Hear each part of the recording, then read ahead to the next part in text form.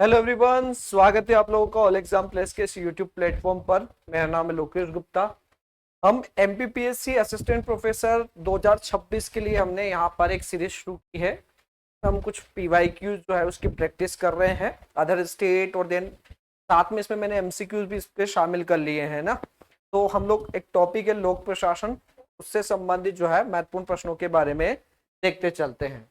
चलिए शुरू करते हैं आज का सेशन। और आज के सेशन को पहला प्रश्न हम लोग देखें उससे पहले आप लोगों को बता देता हूं, ऑल एग्जाम प्लेस पर नेट सेट और एपी की क्लासेस शुरू हो चुकी हैं। जो अभी प्राइस अगर देखें तो 2999 वैसे है, और अगर अभी आप परचेस करते हैं तो ये कोर्स आपको यहाँ पर 2000 रुपये प्लस जीएसटी अलग से आपको पे करना पड़ेगा, और उसमें मिल जाएगा। और 2000 रुपये की प्राइस में आपको 3 कोर्स मिलने वाले हैं, नेट सेट और एपी की। तो जिनका नेट हो गया वो एपी की कर सकते हैं, और जिनका नेट सेट नहीं हुआ है नेट सेट की भी मिल जाएगी इसमें तैयारी, और साथ में आपको एपी की तैयारी भी मैं करवाऊंगा आपको। ठीक है, फैसिलिटीज क्या है वो आप एक बार देख लीजिएगा। चलिए हम शुरू करते हैं आज के सेशन का पहला प्रश्न। और आज के सेशन का पहला प्रश्न अगर देखें तो वो है, लोक प्रशासन के जनक किसको कहा गया है, ये बताना है। Who is known as the father of public administration? Woodrow Wilson, L D white, Herbert Symonds या ड्वाइट वाल्डो? बताइए इसका आंसर क्या रहेगा। लोक प्रशासन के जनक के रूप में किसे माना जाता है, ये आपको बताना है। जल्दी से इसका कमेंट करके आंसर दीजिए, क्या रहेगा भाई। लोक प्रशासन के जनक है वुड्रो विल्सन। तो अमेरिका के एक राष्ट्रपति रहे, प्रथम विश्व युद्ध के समय यही राष्ट्रपति थे। विल्सन के 14 सूत्र भी आपने पढ़े होंगे। तो यहाँ पर जो विल्सन है के जो 1887 के निबंध द स्टडी ऑफ एडमिनिस्ट्रेशन, इसके कारण ही इनको लोक प्रशासन का जनक माना जाता है। इन्होंने राजनीति और प्रशासन के जो अलगाव है, माने राजनीति का अपना काम है, प्रशासन का अलग, राजनीति प्रशासन द्विभाजन आप इसको बोलते हैं, इस पर बल दिया। तो लोक प्रशासन के जनक कौन हो गए, वुड्रो विल्सन। ठीक है, जो अमेरिका के राष्ट्रपति रहे हैं। अगला है, पोस्ट कार्ब दृष्टिकोण का प्रतिपादन किसने किया। तो आपको बताना है पोस्ट कार्ब का दृष्टिकोण किसने दिया था। हेनरी फियोल, लूथर गुलिक, चेस्टर बर्नार्ड या मैक्स वेबर? तो बताओ भाई, पोस्ट कार्ब शब्द किसने प्रतिपादित किया है। अगर आपको जानकारी हो तो ये जो पोस्ट कार्ब शब्द है ये दिया है लूथर गुलिक ने, है ना। लूथर गुलिक ने प्रबंधन के कार्यों को पोस्ट कार्ब के माध्यम से बताया। और यहाँ पोस्ट कार्ब में कुछ शब्द है, पी का मतलब है प्लानिंग, तो प्रबंधन का पहला काम प्लानिंग करना है। सेकेंड है ऑर्गेनाइजेशन, एस का मतलब है स्टाफिंग। अगला है direction, coordination, reporting and budgeting.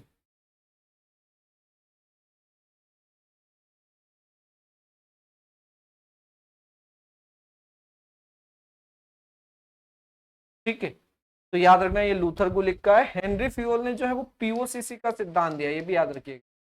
पीओसीसी पूछा जाए किसने दिया तो हेनरी फ्यूल। और ये सब जो हेनरी फ्यूल, लूथर गुलिक, ये जो है ये शास्त्रीय सिद्धांत जो है उसके जनक माने जाते हैं। तो लूथर गुलिक, लिंडाल उल्रिक ने प्रशासन के कार्यों को समझाने के लिए इस संक्षिप्त शब्द का प्रयोग किया था। और इसका मतलब क्या होता है, प्लानिंग, संगठन, स्टाफिंग, निर्देशन, समन्वय, रिपोर्टिंग और बजटिंग। अगला है, न्यू पब्लिक एडमिनिस्ट्रेशन का उदय मुख्य रूप से किस सम्मेलन से जुड़ा हुआ है। तो आपको पता है न्यू पब्लिक एडमिनिस्ट्रेशन का उदय मुख्य रूप से किस सम्मेलन से जुड़ा है, ये बताना। फिलाडेल्फिया सम्मेलन, विन्नोब्रुक कन्वेंशन, शिकागो कन्वेंशन या कॉन्फ्रेंस, वॉशिंगटन कॉन्फ्रेंस? बताइए इसका आंसर। नवीन लोक प्रशासन का जो उद्भव हुआ है वो किससे जुड़ा हुआ, किस सम्मेलन से, ये बताना है। ऑप्शन है इसका सही रहेगा बी, 1968 में ड्वाइट वाल्डो की अध्यक्षता में प्रथम मिन्नोब्रुक सम्मेलन हुआ था, और वहीं से नवीन लोक प्रशासन का जो है उद्भव होता है। नेक्स्ट है, बाउंडेड रेशनलिटी माने सीमित तार्किकता का सिद्धांत निर्णय निर्माण में किसने द्वारा दिया गया है। The concept of bounded rationality decision making was given by whom. F W. Taylor, Herbert Simon, Abraham Maslow या एल्टन मेयो? बताओ भाई किसने दिया ये बाउंडेड रेशनलिटी का सिद्धांत। आपने ये पढ़ा भी, हमने जब पढ़ा था इसको, तो ये ध्यान रखिएगा ये हर्बर्ट साइमन का है। और हर्बर्ट साइमन ने यहाँ पर कहा था कि मनुष्य की जो सोचने की क्षमता वो एक बंधी हुई है, मतलब ऐसा नहीं कह सकते कि वो पूर्णतः तार्किक होकर निर्णय लेता है। तो उसकी जो है सोचने की क्षमता वो एक तरह से एक अपने जो क्राइटेरिया है वातावरण उसकी सीमा से बंधी हुई है, उससे ज्यादा वो नहीं सोच सकता। तो उसका जो निर्णय रहेगा वो पूर्णतः 100% तार्किकता के साथ हो, ऐसा हम नहीं कह सकते। तो हर्बर्ट साइमन ने तर्क दिया कि मनुष्य पूरी तरह से तार्किक निर्णय नहीं ले सकता, क्योंकि उसकी क्षमताएं सीमित होते हैं। इसलिए वह कैसे निर्णय लेता है? संतोषजनक। अगला है वैज्ञानिक प्रबंध सिद्धांत के प्रतिपादक कौन थे? तो साइंटिफिक थ्योरी किसने दी है, आपको ये बताना है। ऑप्शन है Frederick Taylor, Max Weber, Mary Parker Follett या क्रिस अर्गेरिस। बताइए साइंटिफिक मैनेजमेंट थ्योरी के प्रतिपादक कौन है? बताओ भाई। इसका सही आंसर है टेलर। टेलर का वैज्ञानिक प्रबंध सिद्धांत बड़ा फेमस है ना। में यहाँ पर जो है प्रबंधन कार्यों में वैज्ञानिक पद्धति अपनाने की बात करते हैं। मैक्स वेबर का अगर आपसे पूछा जाए तो नौकरशाही सिद्धांत फेमस, नौकरशाही सिद्धांत। और मेरी पार्कर फोलेट का अगर आपको जानना है तो उद्देश्यों द्वारा प्रबंधन, जिसको आप बोलते हैं मैनेजमेंट बाय ऑब्जेक्टिव, वो फेमस है। तो ये याद रखिएगा इतना। तो एफ.डब्ल्यू. टेलर ने कार्यकुशलता उत्पादकता बढ़ाने के लिए कार्य के वैज्ञानिक विश्लेषण और मानकीकरण मानसिक क्रांति पर जोर दिया। नेक्स्ट प्रश्न है इकोलॉजिकल अप्रोच माने पारिस्थितिकी दृष्टिकोण को लोक प्रशासन में लोकप्रिय बनाने का श्रेय किसको जाता है? एफ.डब्ल्यू. रिक्स, विलोबी, फिफ्नर, डिमॉक। बताओ भाई। तो आंसर दो। पारिस्थितिकी दृष्टिकोण को लोक प्रशासन में फेमस बनाने का श्रेय किसको जाता है? रिक्स, विलोबी, फिफ्नर या डिमॉक? बताओ। एफ.डब्ल्यू. रिक्स ने ना विकासशील देशों के प्रशासन को समझने के लिए एक साला मॉडल दिया था, और इसमें प्रिज्मेटिक सोसाइटी की अवधारणा भी थी, जो पर्यावरण और प्रशासन के अंतर संबंधों को जो है आधारित है। अगला है मानव संबंध सिद्धांत के मुख्य प्रणेता कौन थे? Who was the main pioneer of the human relations theory? Douglas McGregor, Elton Mayo, Francis Likert या चेस्टर बर्नार्ड? बताओ क्या आंसर रहेगा इसका, बताओ जल्दी से। किसने दिया था मानव संबंध सिद्धांत? ये दिया था मेयो। मेयो का मानव संबंध सिद्धांत बड़ा फेमस है, याद रखिएगा। तो मेयो का मानव संबंध सिद्धांत जो है बड़ा फेमस है। मेयो और उनके साथियों द्वारा जो हार्थों में प्रयोग किया गया था, उसने साबित किया कि संगठन में भौतिक परिस्थितियों से ज्यादा सामाजिक और मनोवैज्ञानिक कारक उत्पादकता को प्रभावित करते। अगला है सहानुभूति का क्षेत्र या स्वीकृति का क्षेत्र की अवधारणा किससे संबंधित है? तो जोन ऑफ एक्सेप्टेंस किससे रिलेटेड, आपको ये बताना है। या इसको जोन ऑफ इनडिफरेंस भी बोलते हैं। ऑप्शन है हर्जबर्ग, चेस्टर बर्नार्ड, क्रिस अर्गरिस और विक्टर वुम। तो बताइए इसका आंसर क्या रहेगा? सहानुभूति का क्षेत्र या स्वीकृति का क्षेत्र की अवधारणा किससे रिलेटेड है, आपको बतानी है। हर्जबर्ग, चेस्टर बर्नार्ड, क्रिस अर्गरिस या विक्टर वुम? का आंसर रहेगा बी। चेस्टर बर्नार्ड ने सत्ता के अधिकार को अधीनस्थ की कार्यता से जोड़ा। यदि कोई आदेश अधीनस्थ की स्वीकृति क्षेत्र के भीतर आता है तो वह बिना सोचे समझे उसका पालन करता है। नेक्स्ट प्रश्न है मोटिवेशन का जो आवश्यकता पदानुक्रम सिद्धांत है वो किसने दिया था? तो आपको बताना है मोटिवेशन की जो नीड हायरार्की थ्योरी है वो किसने दिया था? फ्रेडरिक हर्जबर्ग, अब्राहम मास्लो या मैस्लो, डगलस मैकग्रेगर और डेविड मैककिलेन। मैकग्रेगर का तो एक्स तथा वाई आइडियोलॉजी बड़ी फेमस है, वो याद रखिएगा, एक्स तथा वाई विचार। और मैककिलेन की उपलब्धि विचारधारा बड़ी फेमस है, वो भी याद रखिएगा, अचीवमेंट सिद्धांत या आइडियोलॉजी। इसका आंसर रहेगा मेस्लो। मेस्लो ने दिया था, है ना। तो मेस्लो ने मानव आवश्यकता को 5 स्तरों में विभाजित किया। सबसे पहले शारीरिक आवश्यकता आती है, फिर सुरक्षा, फिर सामाजिक, फिर सम्मान, फिर आत्म सम्मान की प्राप्ति या आत्म प्राप्ति। एक स्तर पूरा होने पर ही व्यक्ति अगले स्तर पर जाता है। अगला है प्रशासनिक चिंतकों में से किसने यहाँ पर जो है प्रकार्यात्मक फॉर्मेनशिप की अवधारणा प्रस्तुत की? तो किस यहाँ पर जो है थिंकर ने फंक्शनल फॉर्मेनशिप की जो है कॉन्सेप्ट दिया था, ये बताना है। Henri Fayol, F W. Taylor, Luther Gulick या मैक्स वेबर? क्या आंसर रहेगा, जल्दी कमेंट करके बताओ भाई। किसने ये सिद्धांत दिया था, ये बताना है।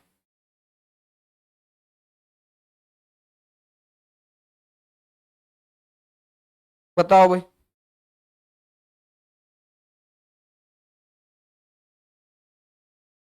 किसने ये सिद्धांत दिया ये बताना है, जल्दी से कमेंट करो।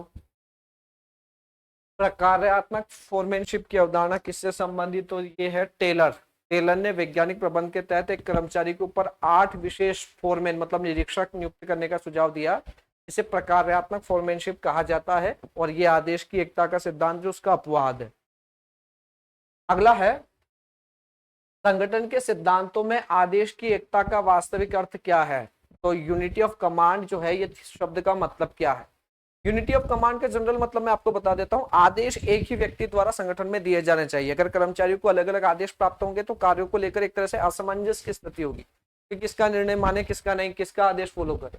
तो आदेश हमेशा एक व्यक्ति से मिलना चाहिए। ऑप्शन देखिए इसमें क्या है, सभी अधिकारियों को एक समान आदेश होना, एक अधीनस्थ को केवल एक ही उच्च अधिकारी से आदेश मिलना चाहिए, पूरे संगठन के लिए एक ही योजना होना और विधायी कार्यकारी आदेशों में समन्वय होना। तो आंसर रहेगा बी, एक अधीनस्थ को केवल एक ही उच्च अधिकारी से आदेश मिलना चाहिए। नेक्स्ट, लोक प्रशासन के विकास के किस चरण को सिद्धांतों का स्वर्णकाल कहा जाता है? तो लोक प्रशासन का जो विकास हुआ है वो बहुत सारे चरणों से होकर हुआ है। इस चरण को सिद्धांतों का स्वर्णकाल कहा जाता है ना, तो आपको बताना which phase of the evolution of public administration is called golden age of principle? First phase, second phase, third phase या फिर फोर्थ फेज? बताओ, प्रथम चरण, द्वितीय चरण, तृतीय चरण या चौथा चरण? क्या रहेगा इसका आंसर?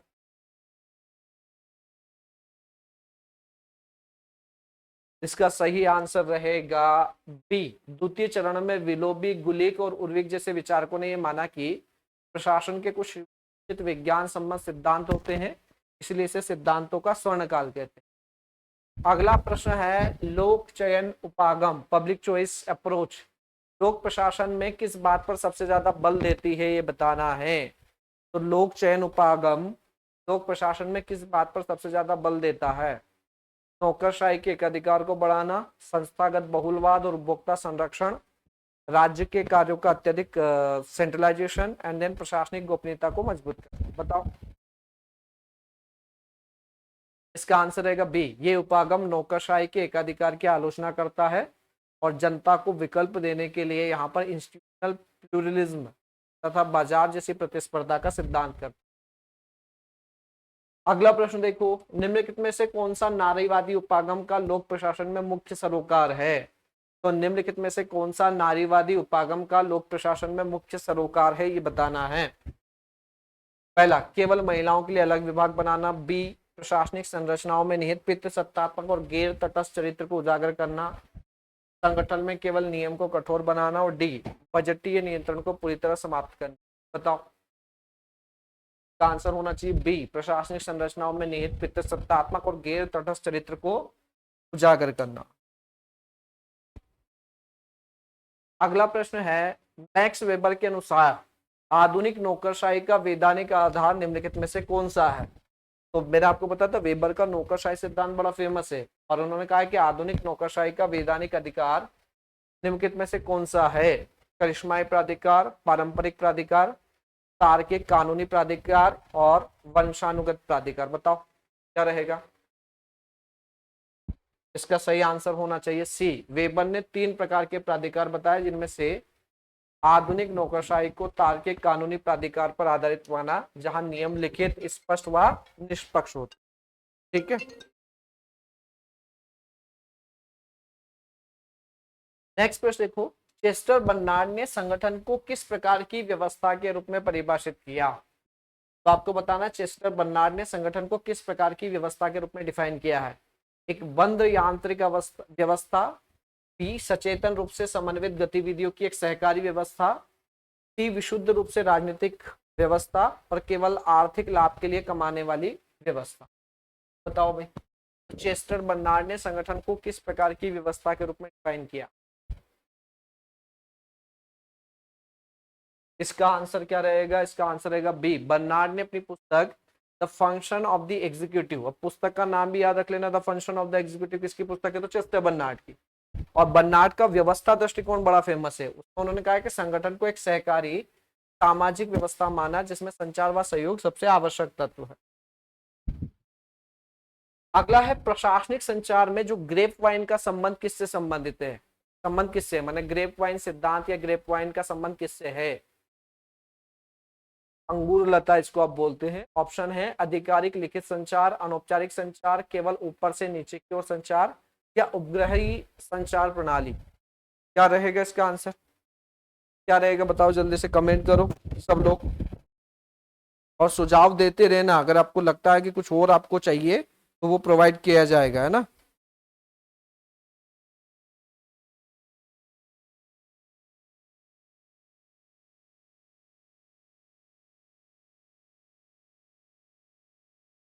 इसका सही आंसर रहेगा बी। तो संगठन के भीतर अनौपचारिक संबंधों के माध्यम से जो सूचनाएं स्वतः फैलती है उन्हें अंगुलता संचार कहते हैं। इसकी गति बहुत तीव्र होती है। अगला है नेतृत्व का परिस्थितिगत सिद्धांत क्या प्रतिपादित करता है। तो नेतृत्व का परिस्थितिगत सिद्धांत क्या प्रतिपादित करता है?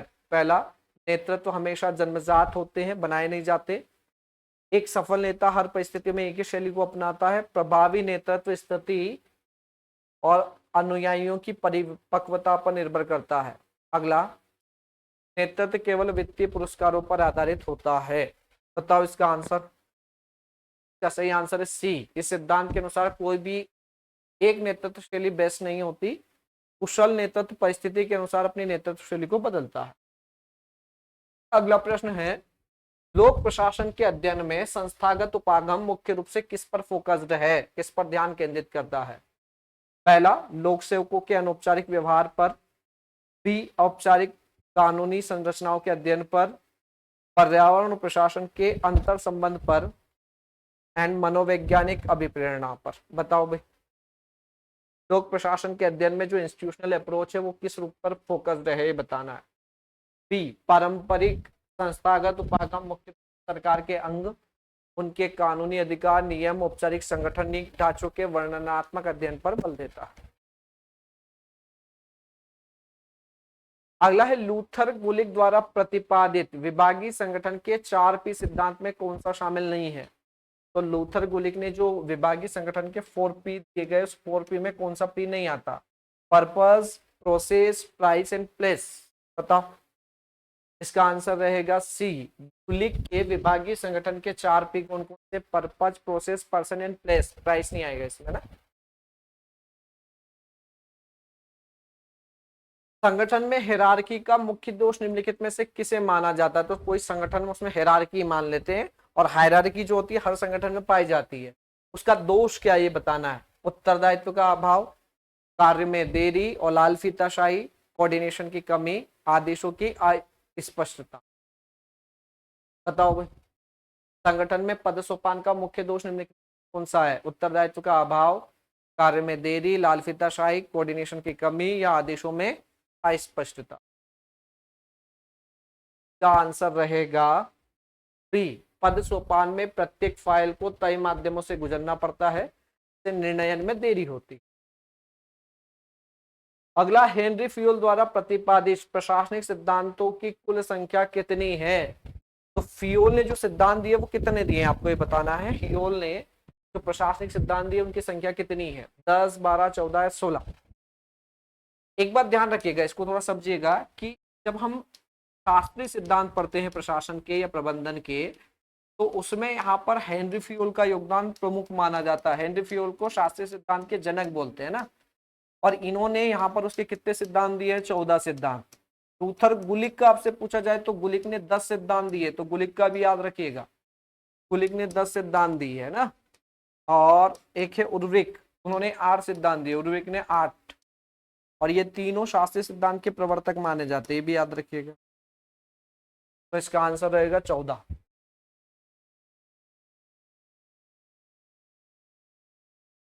फ्यूल की जो पुस्तक है जनरल एंड इंडस्ट्रियल मैनेजमेंट, इसमें प्रबंधन के 14 सिद्धांत बताए हैं। इसमें कार्यों का विभाजन व अनुशासन शामिल है। अगला प्रश्न है, निम्नलिखित में से कौन सा विद्वान तो पब्लिक चॉइस अप्रोच है उससे निकटता से जुड़ा हुआ है? तो कौन सा विद्वान लोक चयन उपागम से निकटता से जुड़ा हुआ है? Vincent Ostrom, Robert Dahl, Fredericks, Chris Argyris. बताओ भाई, कौन सा विद्वान लोक चयन उपागम से निकटता से जुड़ा है? इसका आंसर क्या रहेगा? इसका आंसर दो जल्दी से सब लोग, क्या रहेगा इसका आंसर भाई?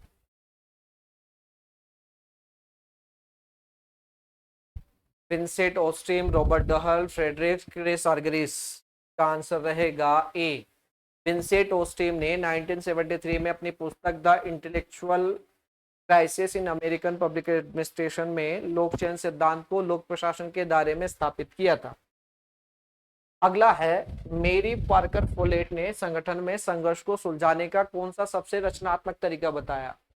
तो मेरी पार्कर फोलेट ने संगठन में संघर्ष को सुलझाने का सबसे क्रिएटिव तरीका क्या बताया, ये बताना है। डोमिनेशन, कॉम्प्रोमाइज, इंटीग्रेशन या सप्रेशन? बताओ भाई। मेरी पार्कर फोलेट का जो है उद्देश्यों द्वारा प्रबंध सिद्धांत बड़ा फेमस है, वो भी याद रखिएगा। तो इसका आंसर रहेगा सी। फोलेट ने एकीकरण को संघर्ष समाधान का सबसे बेस्ट तरीका बताया, क्योंकि इसमें दोनों पक्षों की वास्तविक आवश्यकताओं को बिना किसी समझौते के पूरा किया जाता है। अगला है, साइमन के अनुसार निर्णय निर्माण प्रक्रिया का प्रथम चरण कौन सा है? तो हर्बर्ट साइमन के अनुसार निर्णय निर्माण प्रक्रिया का प्रथम चरण कौन सा है? Design activity, choice activity, intelligence activity, review activity? बताओ। हर्बर्ट साइमन के अनुसार निर्णय निर्माण प्रक्रिया का पहला चरण कौन सा है, बताना है। Design activity, choice activity, intelligence activity, review activity? इसका आंसर है सी। साइमन ने निर्णय लेने के लिए 3 चरण बताए: बुद्धिमत्ता एक्टिविटी, अभिकल्प गतिविधि और चयन गति।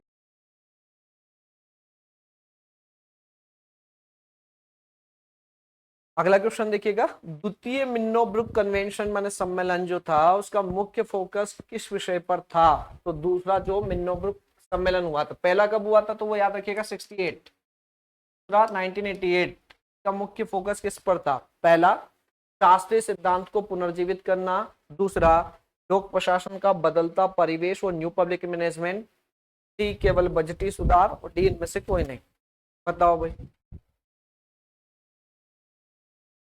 का आंसर है बी। 1988 के इस सम्मेलन में वैश्वीकरण, निजीकरण, तकनीकी बदलाव के बीच लोक प्रशासन की भूमिका और न्यू पब्लिक मैनेजमेंट के प्रभावों की समीक्षा की। अगला प्रश्न है, संगठन में पद सोपान के नियम को तोड़ने के लिए क्योल ने किस व्यवस्था का सुझाव दिया था? तो हायरार्की सिस्टम को तोड़ने के लिए यहाँ पर क्योल ने किस व्यवस्था का सुझाव दिया था, ये बताना। Gang plank, scalar chain, span of control, functional foremanship? ये दिया गैंग प्लान, तो इसका आंसर रहेगा गैंग प्लान। तो फियोल ने आपातकालीन स्थितियों में समय बचाने के लिए एक ही स्तर के 2 अधिकारियों के बीच सीधे संवाद की अनुमति दी, गैंग प्लान कहते हैं। अगला प्रश्न देखिएगा, निम्नलिखित में से कौन न्यू पब्लिक मैनेजमेंट के 3E फॉर्मूले में शामिल नहीं है? न्यू पब्लिक मैनेजमेंट शब्द का सबसे पहले यूज किया क्रिस्टोफर हुड ने, ये भी याद रखिएगा। तो ये भी याद रखिएगा। और इसका 3E में कौन शामिल नहीं है, ये बताना है। 3E में एक का मतलब है इकोनॉमी, इफिशियंसी और effectiveness.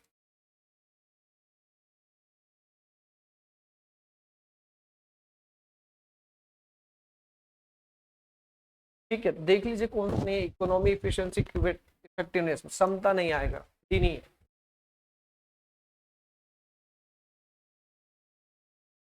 Next, Fred W risk द्वारा प्रतिपादित जो प्रिज्मेटिक सोसाइटी की प्रशासनिक व्यवस्था को क्या कहा जाता है?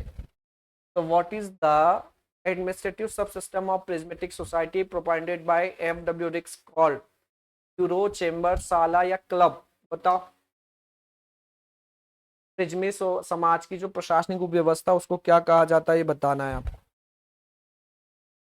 जल्दी से कमेंट करके आंसर दो, क्या रहेगा भाई इसका? ब्यूरो, चेंबर, साला या क्लब? क्या रहेगा इसका आंसर? का आंसर रहेगा सी, साला। तो यहाँ पर रिक्स ने 3 समाजों का वर्णन किया है, फ्यूज्ड, प्रिज्मी या फिर डिफ्रेक्टेड। साला मॉडल विकासशील देशों की प्रशासनिक व्यवस्था को दर्शाता है।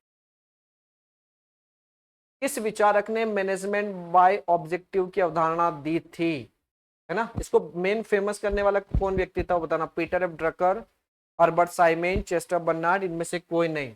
का आंसर है ड्रकर।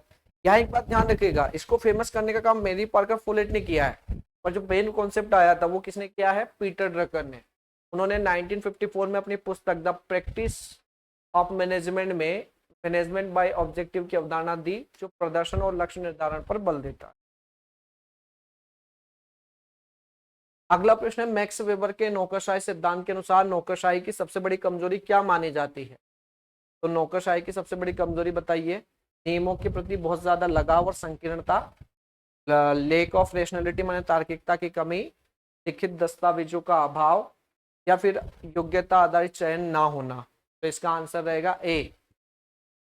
वेबर ने नौकरशाही को एक कुशल तंत्र माना, लेकिन इसके अनुसार इनके नियम साध्य बन जाते, मानिए नियमों को नहीं छोड़ते फिर, तो इससे प्रशासनिक व्यवस्था जड़ता को धारण कर लेती। प्रशासनिक संचार में डाउनवर्ड कम्युनिकेशन का मुख्य उद्देश्य क्या है? अधीनस्थों को निर्देश व नीतियां देना, उच्च अधिकारियों को शिकायतें भेजना, समान स्तर के अधिकारियों में कोऑर्डिनेशन करना, बाहरी जनता से सुझाव प्राप्त करना। आंसर रहेगा ए। ऊपर से नीचे की ओर होने वाला संचार मुख्य रूप से आदेश, नीति निर्देश, नियमावली और कार्य सौंपने के लिए उच्च स्तर से निचले स्तर की ओर भेजा जाता है। नेक्स्ट प्रश्न है, निम्नलिखित में से कौन सा कार्य संगठन में लाइन एजेंसी का सटीक उदाहरण है? तो लाइन एजेंसी का सटीक उदाहरण कौन सा है ये बताना है। नीतिगत मामलों पर केवल कानूनी सलाह देना, बजट के प्रारूप को तकनीकी सलाह देना, सरकारी प्राथमिक योजनाओं को फील्ड में क्रियान्वित करना, कर्मचारियों के लिए भर्ती परीक्षा का आयोजन। क्या आंसर रहेगा सी। लाइन एजेंसियां सीधे जनता से जुड़ी होती है और सरकारी नीतियों को धरातल पर लागू करती है। अगला प्रश्न देखिए, हेनरी फ्यूल के अनुसार स्केलर चेन का सांगठनिक अर्थ क्या है? स्केलर चेन का सांगठनिक अर्थ आपको बताना है। केवल तकनीकी प्रशिक्षण की श्रृंखला, वित्तीय ऑडिट की समय सीमा, उच्चतम प्राधिकार से निम्नतम रैंकिंग तक जाने वाली सर्वोच्च सत्ता की श्रृंखला, अनौपचारिक अनुचित बैठकों की श्रृंखला। तो इसका आंसर रहेगा सी। स्केलर चेन का अर्थ है संगठन में संचार और आदेश हमेशा एक निश्चित हिरार्की लाइन के माध्यम से ऊपर से नीचे या नीचे से ऊपर जाने चाहिए। अगला प्रश्न है 35वां, हर्बर्ट साइमन का जो तार्किक निर्णय निर्माण मॉडल है उसके अनुसार सेटिस्फाइसिंग निर्णय का क्या अर्थ है बताना आपको। तो बताइए इसका आंसर। हर्बर्ट साइमन का जो तार्किक निर्णय मॉडल है उसका सेटिस्फाइसिंग निर्णय का अर्थ क्या है? पहला ऑप्शन देखिएगा, एक ऐसा निर्णय जो ब्रह्मांड में सबसे सर्वोत्तम है, बिना किसी जानकारी के लिया गया जल्दबाजी का निर्णय, उपलब्ध सीमाओं के भीतर पर्याप्त रूप से अच्छा संतोषजनक निर्णय, और एक ऐसा निर्णय जो पूरी तरह से भावनाओं पर आधारित हो। क्या रहेगा इसका आंसर? का आंसर रहेगा सी। साइमन का मानना है कि व्यवहारिक प्रशासनिक परिस्थितियों में मनुष्य संपूर्ण विकल्पना जान पाने के कारण सबसे आदर्श निर्णय नहीं लेता, बल्कि वह संतोषजनक विकल्प चुनता। अगला प्रश्न है, अभिप्रेरणा का एक्स और वाई सिद्धांत, जिसके प्रतिपादक थे डगलस मैकग्रेगर, किस देश के विचारक थे बताना है। तो ये जो मैकग्रेगर का एक्स और वाई विचारधारा दी है इन्होंने, अब बताना मैकग्रेगर कहाँ के थे? Britain, France, Germany, America. बताओ। ये अमेरिका के प्रसिद्ध सामाजिक मनोवैज्ञानिक और प्रबंधन प्रोफेसर थे, जिन्होंने सांगठनिक व्यवहार में मानवीय दृष्टिकोण को गहराई से प्रभावित किया। अगला है प्रसिद्ध पुस्तक towards a new public administration the Minnowbrook perspective के संपादक कौन थे? Dwight Waldo, Frank Marini, Vincent Ostrom, George Frederickson. बताओ। आपको बताना है towards a new public administration के लेखक कौन है, संपादक कौन है ये बताना है। White Waldo, Frank Marini, Vincent ऑस्ट्रीम, या फिर जॉर्ज फ्रेडरिक्सन। का आंसर रहेगा बी। ये 1968 का जो मिन्नोब्रुक सम्मेलन था उसके बाद पब्लिश हुई थी। इसका संपादन किया था फ्रैंक मोरी ने, और इसने न्यू पब्लिक एडमिनिस्ट्रेशन के विचारों को दुनिया के सामने रखा। अगला है, मैक्स वेबर के अनुसार नौकरशाही में तटस्थता का वास्तविक प्रशासनिक अर्थ क्या है? तो नौकरशाही में यहाँ पर अगर हम बात करें तटस्थता, इसका वास्तविक प्रशासनिक अर्थ क्या है? अधिकारियों का काम पर ना आना, जनता की समस्याओं की अनदेखी करना, व्यक्तिगत भावनाओं, राग द्वेष, पूर्वाग्रहों से अलग होकर नियमों के अनुसार काम करना, बिना किसी लिखित दस्तावेज के डिसीजन लेना। क्या रहेगा इसका आंसर भाई?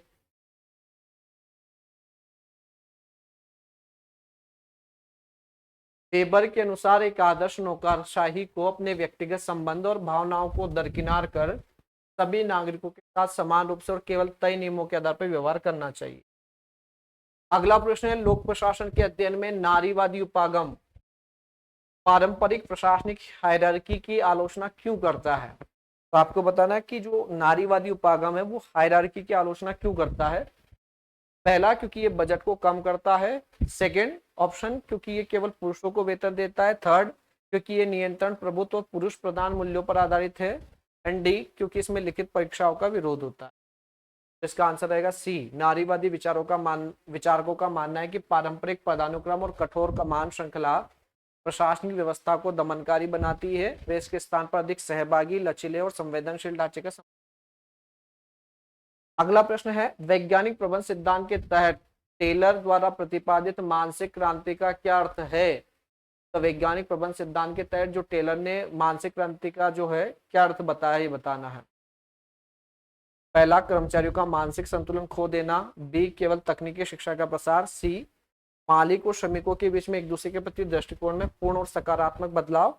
और डी, राजनीतिक विचारधाराओं का प्रचार करना। इसका आंसर है डी, सी। मानसिक क्रांति का अर्थ है मालिक और श्रमिकों के विचारों में बदलाव, एक दूसरे के साथ सहयोग का रुख अपनाना। एक स्टेटमेंट है, प्रशासन का संबंध काम करने से जबकि जिससे कि परिभाषित उद्देश्य को पूरा किया जा सके। ये स्टेटमेंट किसका है? तो प्रशासन का संबंध काम करने से है ना, कराने से है, जिससे उद्देश्य प्राप्त कर सके। ये स्टेटमेंट आपको बताना किसका है? हेनरी फ्यूल का है, ड्वाइट वार्लो का है, या फिर लूथर गुलिक, या फिर हर्बर्ट साइमन। ये स्टेटमेंट है लूथर गुलिक का, है ना। अगला प्रश्न है, निम्नलिखित प्रशासनिक पुस्तकों को उनके प्रकाशन वर्ष के अनुसार पहले से बाद के सही क्रम में व्यवस्थित की। तो कुछ पुस्तकें दी है, आपको जमाना है कि पहले से बाद के क्रम में, माने पहले कौन आई फिर उसके बाद कौन, ऐसे कर। पुस्तक का नाम देखिएगा। पहली पुस्तक अगर हम देखें तो वह साइंस ऑफ एडमिनिस्ट्रेशन गुलिक की और उर्विक की है। एडमिनिस्ट्रेटिव बिहेवियर ये साइमन की है। The functions of the executive Chester Barnard की है। What's a new public administration ये है फ्रैंक मेरोनी की। तो इनका सही क्रम है A, papers on the science of administration, ये पहली पुस्तक आई है ना। पूरी पुस्तक का नाम ही यही है, papers on the science of administration. फिर इसके बाद क्रम क्या रहेगा? The functions of the executive, फिर then administrative behaviour towards a new public administration. अगला है, ये कथन किसका है? लोक प्रशासन कानून को विस्तृत और व्यवस्थित रूप में लागू करने का नाम है। कानून को लागू करने की प्रत्येक विशिष्ट क्रिया एक प्रशासनिक क्रिया है। ये स्टेटमेंट आपको बताना है किसका है? L D White, Woodrow Wilson, Frederick G Goodnow, L Willoughby. तो इसका आंसर रहेगा वुड्रो विल्सन ने अपने जो निबंध था द स्टडी ऑफ एडमिनिस्ट्रेशन उसमें परिभाषा दी थी लोक प्रशासन की। 1921 में जो शास्त्रीय सिद्धांत आए थे की जो महत्वपूर्ण पुस्तक है द एलिमेंट ऑफ एडमिनिस्ट्रेशन, इसके लेखक कौन है? Lyndall Urwick, Henri Fayol, James D Mooney, Luther Gulick. का आंसर रहेगा ए, उर्विक ने इस पुस्तक में विभिन्न प्रशासनिक सिद्धांतों का संकलन किया और संगठन के ढांचे को सुव्यवस्थित। फिर अगला एक स्टेटमेंट है, कोई भी संगठन तब तक कुशलता से काम नहीं कर सकता जब तक उसके भीतर औपचारिक और अनौपचारिक संगठनों के बीच में बैलेंस ना हो। ये स्टेटमेंट आपको बताना किसका है? वेबर, बर्नार्ड, टेलर या विलोबी। आंसर है बी, बर्नार्ड ने माना कि अनौपचारिक संगठन के भीतर अनौपचारिक समूह स्वतः बन जाते हैं जो संवाद को आसान बनाते हैं और संगठन के स्थायित्व के लिए आवश्यक। फिर एक स्टेटमेंट और है, पद सोपान एक सार्वभौमिक घटना है, जहां भी दो मनुष्य मिलकर काम करते हैं वहां श्रेष्ठता और अधीनस्था का संबंध स्वतः आ जाता है। ये स्टेटमेंट किसका है? फियोल, गुलिक, वाइट या फिर साइमन। का आंसर रहेगा वाइट, एल डी वाइट ने बोला था ये।